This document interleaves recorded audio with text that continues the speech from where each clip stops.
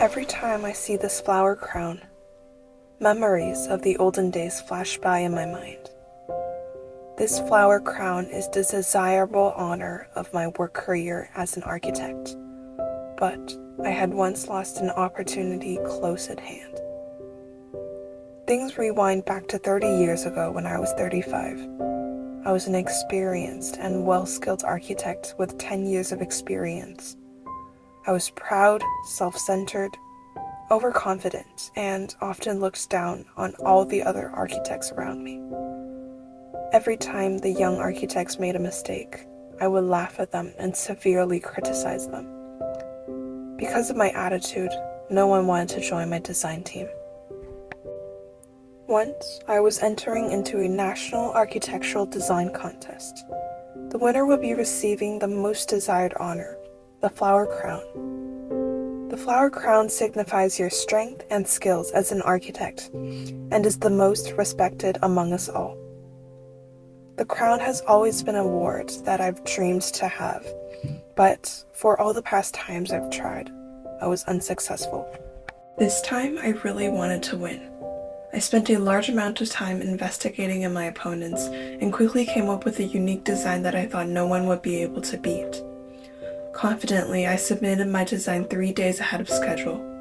I knew I was going to win. Weeks later, the results were out.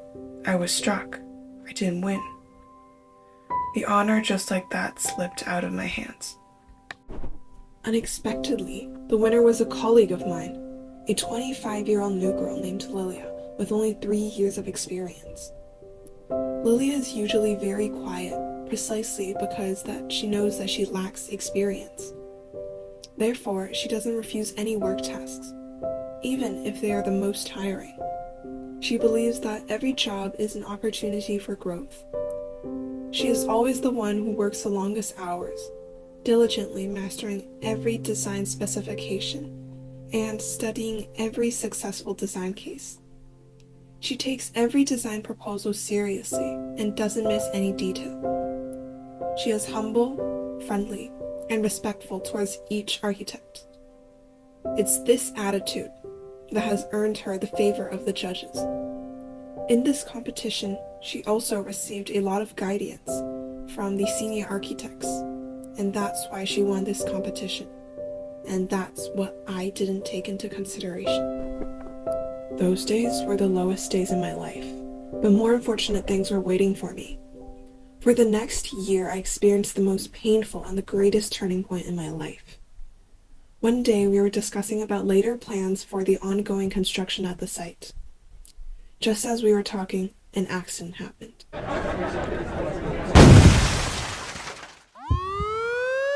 A large steel nail had pierced into my brain.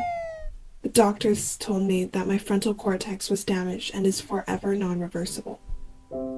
But due to this steel nail, my personality has changed forever. After I healed, I became like another person. My memory became bad, affecting my work. But I started becoming kind and friendly. I cherished everyone around me, and gradually, those who were once distant have returned to my side. I was humble and respected every architect, regardless of their age. As long as it was the right opinion, I would accept it. I became steady and down to earth. I carefully studied my professional knowledge, putting more effort into designing rather than researching competitors. I worked hard and took every task seriously. Slowly after, I got back on track and once again entered contests. From there on, for every contest I entered, I was able to improve. Later, as the leader, I had a very strong design team. After a year, I competed in the national contest once again. After dedication and focus, I won the flower crown. I did it. I had succeeded, not only in the architectural world, but in life as well. Finally, I want to tell you from my life experience